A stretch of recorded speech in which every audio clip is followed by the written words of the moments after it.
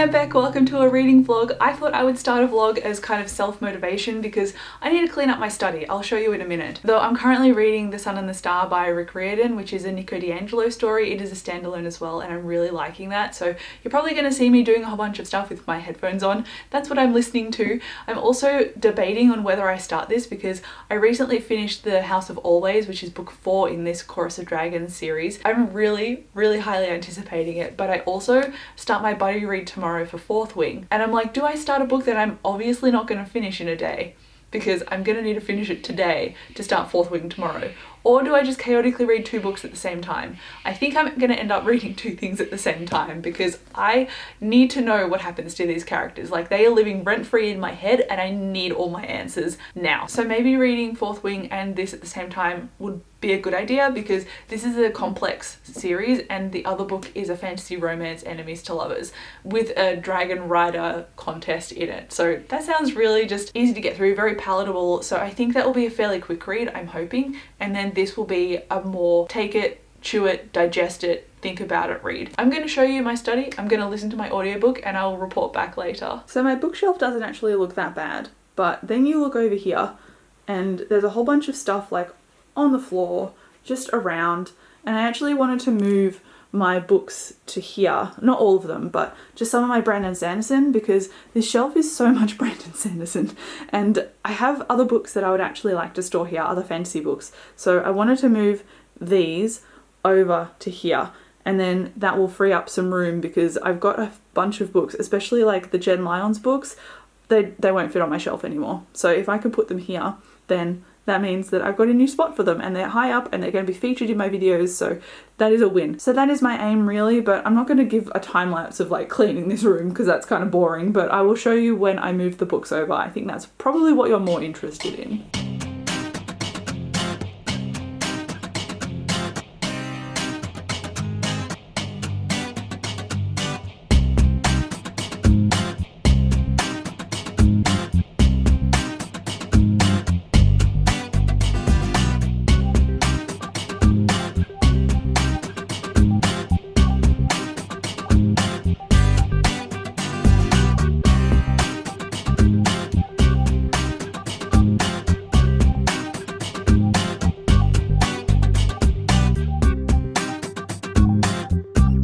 Welcome to my new study. At some point I should probably do an office tour, but I haven't quite got there yet. But I digress. I have been reading. I haven't been reading the book that I should be reading.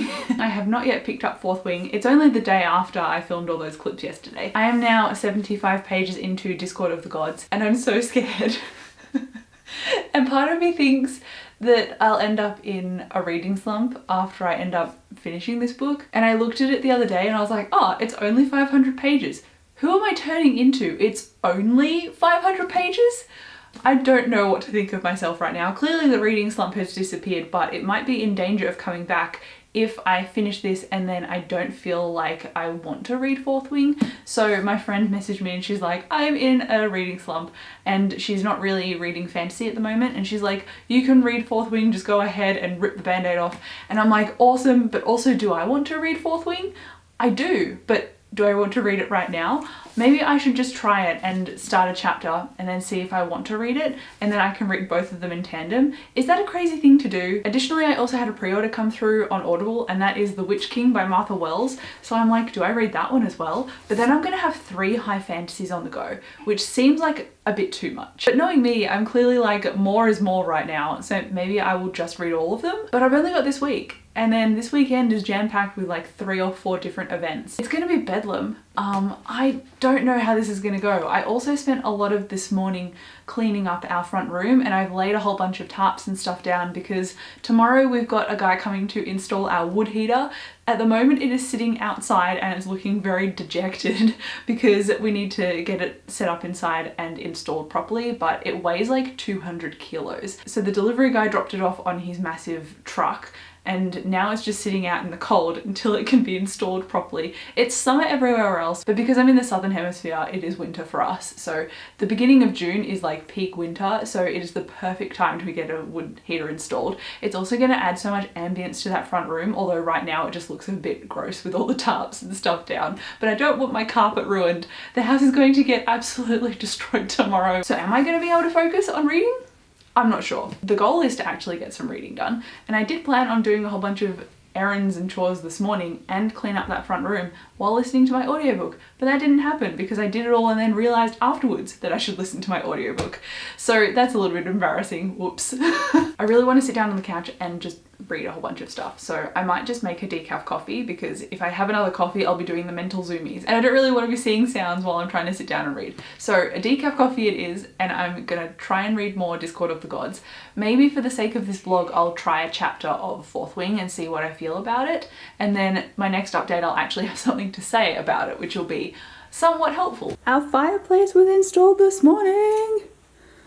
I cannot get over how beautiful it looks. Sadly, we can't use it for 24 hours because the mortar they used to install it is still drying, but I cannot wait to be cozy. It's been 3 days and I would like to report that I'm 320 pages into this book because it's just got such a grip on me. I cannot stop reading it. All of these characters are so integral to my enjoyment because I need to know how all of this works out, because there are so many threads that are weaved through this complex fantasy series, and there are so many smaller moments across all of this story so far that feels like both the pinnacle and the conclusion and then continuation of events, and it's just mind-blowing and I'm loving this journey. However, I did make time to read some of Fourth Wing, so I read 4 pages of this just to give some kind of indication about what the writing is like, what the premise is like, what the setup is like, and already there is a line or two that I'd like to draw your attention to. Our main character Violet is 20 years old, which has been told to me 3 times, and I'm only 4 pages into the book.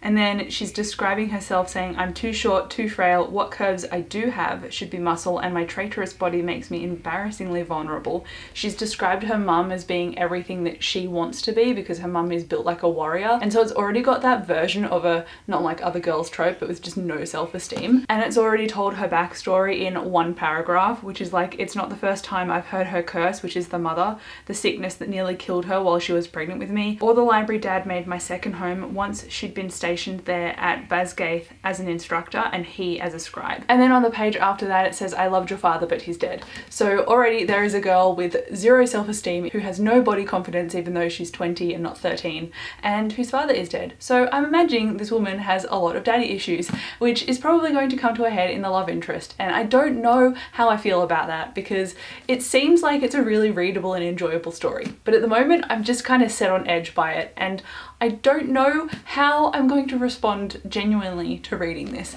I feel like I could sit down and finish this in an afternoon because even though it looks long, the font is actually quite big, and I read 300 pages of a far more complex fantasy book, and I think that might be partly the problem because I can see how complex this is and see all of the detail that it's weaving and all of the like multitudes of plots. It's not even like an A, B and C plot, it's an A to Z plot. Like there's so much going on at so many different levels, and this is just not comparing to that scope at all.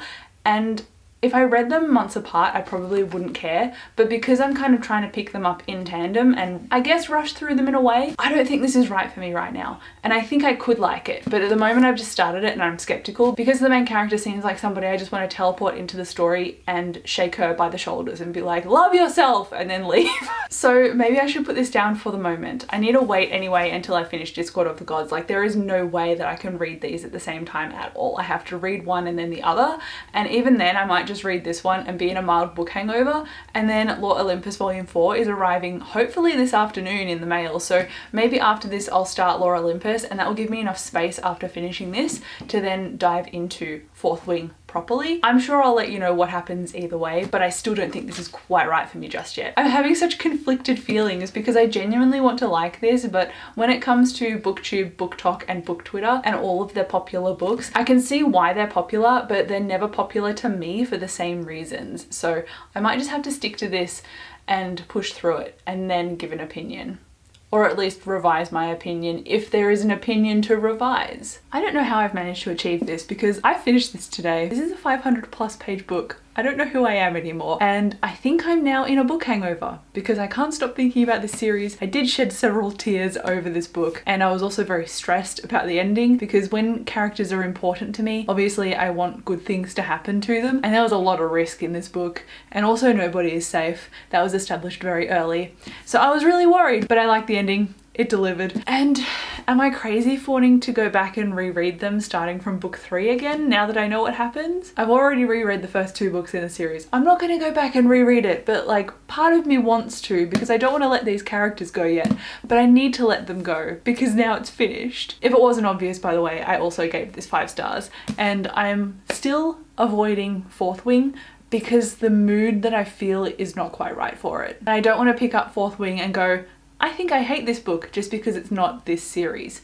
That seems kind of unfair. So I'm putting it off for now, but luckily I did get Lore Olympus Volume 4 in the mail yesterday. And part of me also feels betrayed that this is green and not purple because now the spine won't match. I've become one of those people. But anyway, I think this delivered on discussing the abusive relationships that the main characters are in and surrounded by. And I think it was great at discussing that baggage and having the characters come to an understanding of their own personal needs, wants, and how to kind of approach getting those things. But then this also deviated in telling other characters' stories, or not even deviated so far, but there were a few flashbacks and it just kind of felt like we were being led to the left and right rather than being able to like follow the story. So it kind of felt like things were being a bit diluted in order to leave them off for the next volume intentionally, which I understand is part of the whole tension built into a story because it's a graphic novel. Like, you're gonna progress far through the story anyway because it's visual and written, so you can convey a lot in what you're putting on the page. But I still felt disappointed that it deviated from the characters I wanted to hear about more. So I gave it 4 stars instead of a 5. And I'm thinking, is that partly because I'm trying to fight off a reading slump? Like, I don't want to go into a hangover after finishing the Chorus of Dragons series, but also I think this just kind of under-delivered for me. Even though overall, walking away from it, I gave it 4 stars and enjoyed it, it just didn't live up to what I'd built it up in my head because I've given a lot of the Lore of Olympus volumes 5 stars so far. And so the fact that I'm giving this a 4 stars, not even a 4.5, I don't feel like it needs to be elevated that little bit. I kind of just felt a bit dissatisfied after I put this volume down, so part of my rating does come just from how I felt about it. And now I'm like, what can I possibly read next? Because Lore Olympus was supposed to be that 5-star buffer of a mood change for me in between finishing Discord of the Gods and then picking up Fourth Wing. But I still don't feel shaken away from Chorus of Dragons enough to pick up another fantasy book because I'm just going to notice how different they are. Ironically, I say I don't want to pick up another fantasy book, and what I'm going to talk about next is fantasy, but it's called That Time I Got Drunk and Saved a Demon by, I think, Kimberly Lemming. It is an audiobook that has come in at my library, and instead of going, actually I'm going to deflect that because I'm listening to an audiobook now and I've still got that Martha Wells book that I'd like to start, I threw caution to the wind and I just said yes to an audiobook. It's only 7 hours, which is 3.5 for me, so I think that's a doable number rather than starting like a 16-hour audiobook or something ridiculous. This is at least a doable number. So I'm gonna try it and see what I think. Beyond the title and all the hype about it, I don't know anything else. And I think it might be a romance with obviously a demon, but I don't know if the main character is a supernatural creature herself or if she's a witch or just a mortal. And I also hope that it will be more than a 4 stars. We'll see. It's been a few days and I would like to address something because whoever said that That Time I Got Drunk and Saved a Demon was cozy fantasy is flat out just a liar. That book is just demon smut, basically. And I got 70% through the audiobook and I'm like, I really don't like this. This demon guy was basically claiming that he'd wife the main character after 4 days of knowing her, and he'd also torn somebody's arm off, and he was just not a good person, as you would expect from a demon, but it just went too far and it couldn't be corrected for me. And I'm like, I don't like fantasy romance like this, and I don't like dark romance either. I don't like this book, so I put it down and I just returned it to my library. I was like, I am done. But then oddly enough, because that was technically a fantasy book, even though it was mostly romance, it put me in a mood to read Fourth Wing. And nobody is more surprised than me right now because I finished this. And I finished it in 3 days, and that is kind of unheard of for me. And I want to explain why, because This book is making the rounds, like I said before, and that's the reason I wanted to read it, to see if I kind of aligned with the hype. As it stands, I gave it 3.5 stars, and I could scale it up to 4, but I don't think it deserves a 4. And I was reading this and enjoying it because it is so easy to get sucked into. It's kind of addictive and it's very gripping, but I saw all of the plot twists coming because it's got that classic structure. There's a main character who is a bit down on her luck and is disadvantaged compared to everybody else, and she's forced into going to the riders' school for all of the dragon riders. But there's a really high chance that a lot of the recruits for the academy will be killed, and it's very evident that not a lot of people are safe. And this main character, amongst her chronic illness, which is very physical and affects her joints, she's got to be perceived as strong, because if people think that she is weak and she's already physically small, they're more likely to pick her off so that they're not competition against who the dragons might eventually choose to be their riders. So the less people to choose from, the better, because it's more likely that they'll have a chance of being chosen. So there's a lot of risk involved, and there was a childhood best friend that is pitted against the enemies to lovers love interest. And I don't know why I liked this so much and I could stand reading it, because usually I read a love interest and I'm like, I hate this. But I think in this case, the main character had a lot more agency, and she saw through a lot of toxic behavior, and also on the same page often called it out. And that doesn't often happen. Usually it takes chapters and then it culminates in miscommunication, and then that's the reason that these characters hate each other. Not the case here. This character, when something was wrong, would say what was wrong, and she had no problem communicating. And I think that's why I stuck to this and why I read it so quickly, because I just liked that whole magical school subversion trope where the school is not the safe place, where magic is learned but at a certain cost, and obviously having the dragons involved too, that was pulled off very well. And I'm actually eager to see the sequel for this, because I think it comes out in November. So I think I did quite well. I wasn't expecting to like this, and I'm also glad that I waited, because if I'd picked this up straight after Discord of the Gods, I would have hated it. Like, those first couple of pages, they really just set everything up, and I was a bit skeptical, obviously, when that was happening, just because it seemed like a lot of those classic YA books that I've read before. It's like, oh, here's the main character, here's her backstory, here's why she's sad, okay, go. There was a lot more development in this than I expected, which was great.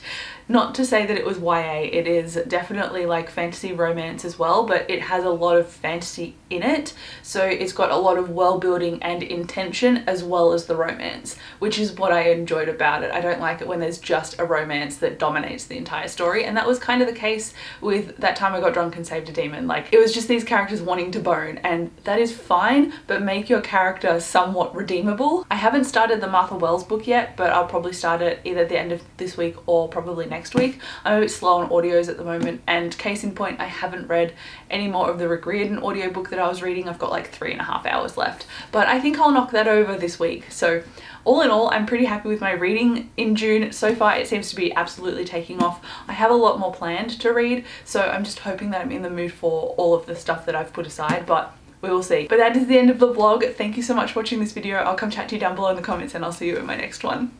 Bye.